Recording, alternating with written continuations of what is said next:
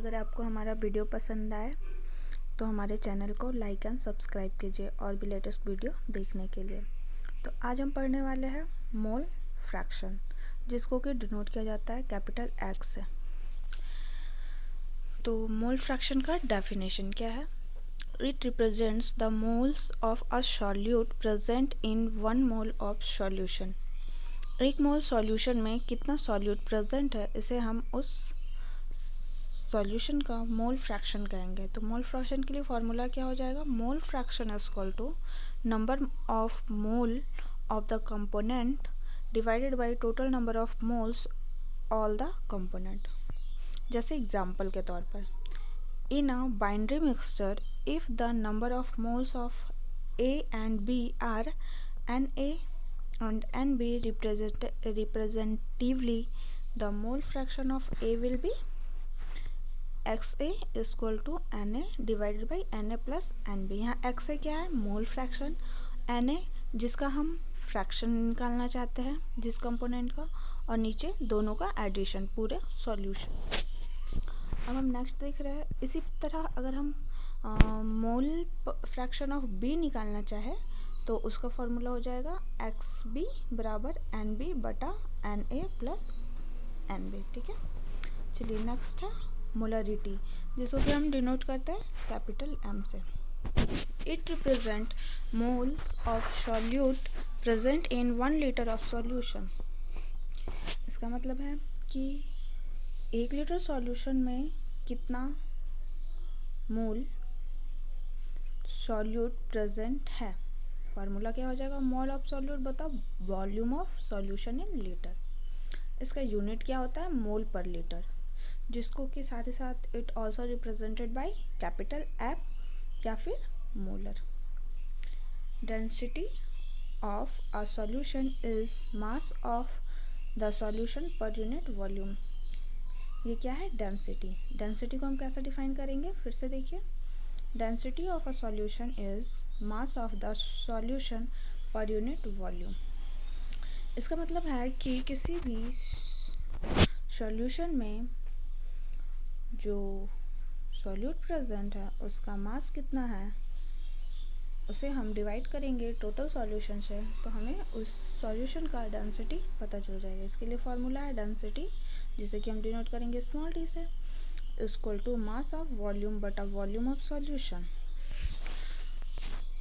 Next है molarity. It is denoted by small m। It represents moles of solute present per kg of solvent. Molarity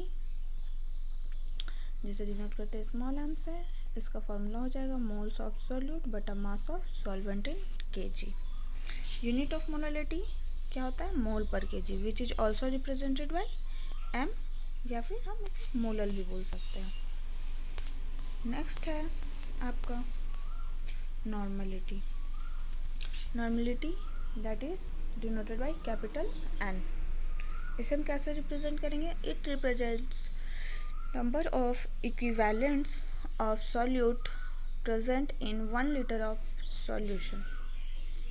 normality बराबर formula हो जाएगा number of equivalent of solute बटा volume of solution in litre. Number of equivalent equation क्या होता है? Weight divided by equivalent weight, जैसे कि हम W डिवाइडेड बाय E से भी डिनोट कर सकते हैं। यहाँ पे E equal to M by Z, जहाँ पे Z is the valence factor. कुछ इंपॉर्टेंट रिलेशन है, जैसे dilution law. If a sound is diluted by adding solvent, फिर से देखिए, if a solution is diluted by adding solvent to it, then the amount of solute remains constant and we can write M1V1 बराबर M2V2 and N1V1 बराबर N2V2। इसका मतलब समझिए, किसी भी सॉल्यूशन में जब हम कोई सॉल्वेंट ऐड करेंगे तो उसका जो अमाउंट है,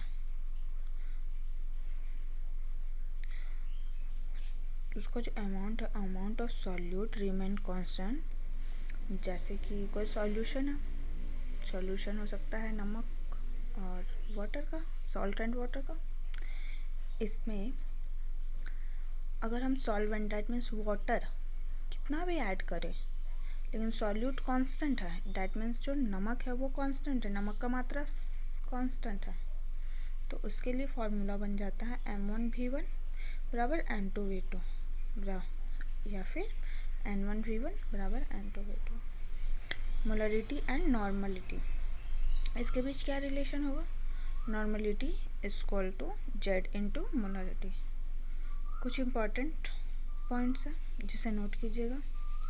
मास परसेंटेज या फिर ppm, मोल फ्रैक्शन, मोलरिटी, ये सभी इंडिपेंडेंट है टेम्परेचर्स का। दैट मीन्स इन पर टेम्परेचर का कोई प्रभाव नहीं पड़ेगा।